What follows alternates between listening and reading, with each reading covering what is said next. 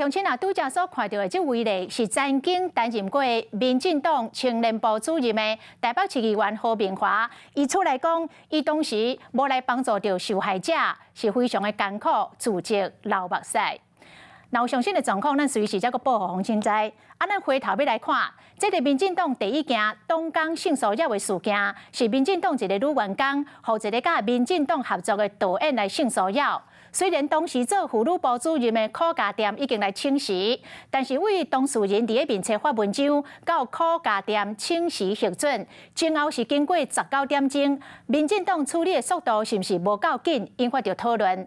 讲这个导演过去有几啊届协助着总统蔡英文拍摄着竞选影片，即摆民进党内受人真担心讲，恐惊这个代志会来冲击着明年总统甲立委的选情。蔡总统参加活动。访问到性骚扰的争议是低调，无来回应。总统性骚事件当警告吗？总统会觉得党中央出手止血速度太慢吗？访问到到底敢知影党内发生骗税代志？当时担任党主席的总统蔡英文无幸，敢若点头一个就紧走。不过即马争气继续分化，全党嘛开始面前伫咧拍火。对于这起性平案件，民进党未能及时妥善处理，让被害人痛苦。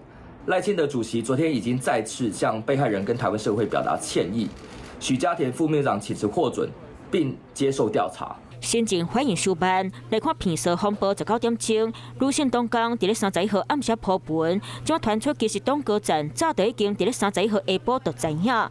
主席是主任周一优和性平部主任李安阳，佮要出面安带迄个当事人。嘛因为安尼，就算党中央伫咧暗时11点半发出声明，毋过过当讲下昼11点的记者会，敢若由发言人出面主持，无看到苦家店来回失礼。同一个时间，党主席赖清德直到下晡受访问才讲，苦家店已经死掉，防这期在跳炸弹速度无够紧。民进党要不要调查林非凡的责任？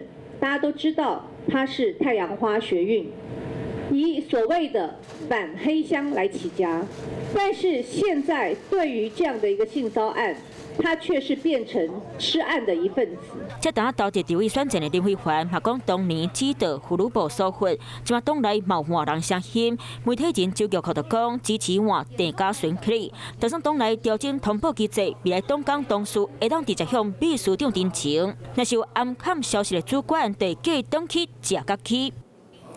晚间9点，邀请您与世界同步，60分钟掌握全球脉动。What News 9，陈雅玲世界晚报给您崭新视野。